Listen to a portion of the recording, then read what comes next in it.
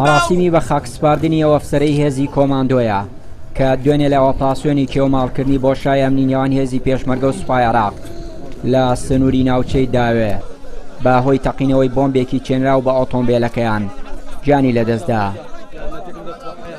بەرپرسێکی باڵایی یەکێتی لە کەرکووک دەڵێت لەگەڵ حکوومەتی عێراقی لە هەوڵدان بۆ شای ئەمنی نێوان هێزی پێشمەرگە و سوپای عێراق پڕ بکەنەوە.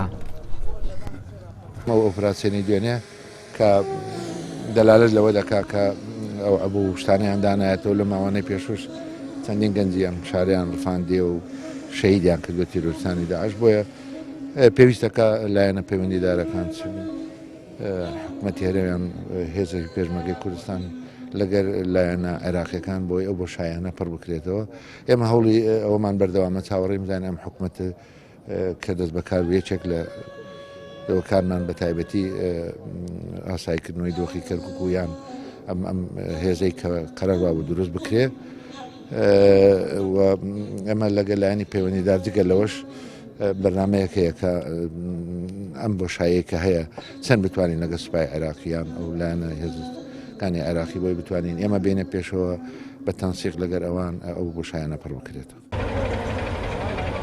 وا بڕیار بوو بە دروستکردنی هێزێکی هاوبەشی نێوان پێشمەرگە و سوپای عێراق بۆشایی نێوانیان پڕ بکرێتەوە، بەڵام هەنگاوەکانی کاراکردنی ئەو هێزە سستن و حکوومەتی هەرێم و حکوومەتی عێراق تا ئێستا نەیانتوانیوە موچەی ئەو لیوایەت دابین بکەن و پڕکردنەوەی بۆشاییە ئەمنیەکان بچێتە بواری جێبەجێکردنەوە. تاکو ئیساوە خۆی ماوە هەموو شتی ئامادەکاری تەواوی بۆ کراوە لەلایەنی عێراقەوە ماوەتەوە پێشمەرگە و سوپای عێراقش هێزێکی بۆ ئامادە کردووە کە لیوایەکی تێکەڵاو دروست بکرێت.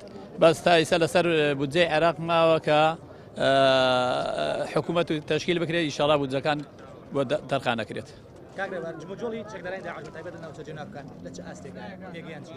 جموجۆڵیان زۆرە لە زۆر شوێنەکان بەس شوێنیان بەدەستەوە نیە شوێن بگرنە نە زۆرە داعش زۆرە لە هەموو ناوچەکانە.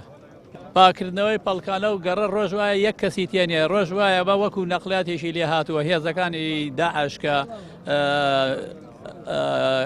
ویلایەتەکانە بڕێت دێ لە منطقەیەوە ڕێیەکە دەچێتە دیالەوە دێتەوە بۆ کەرکووک وەچێتە سڵاحەدین و بۆیە وای لێ. لە دوای کشانەوەی هێزەکانی پێشمەرگە لە ناوچەکانی دەرەوە ئیدارەی هەرێمی کوردستان بۆشایی ئەمنی فراوان لە نێوان هێزە عێراقیەکان و پێشمەرگە دروست بووە و تا ئێستا چارەسەر نەکراوە، هەر بۆیە داعش بۆ ئەنجامدانی چالاکیەکانی سوود لەو بۆشایە ئەمنیانە دەبینێ. چیانووری کەناڵی پەیام، کەرکووک.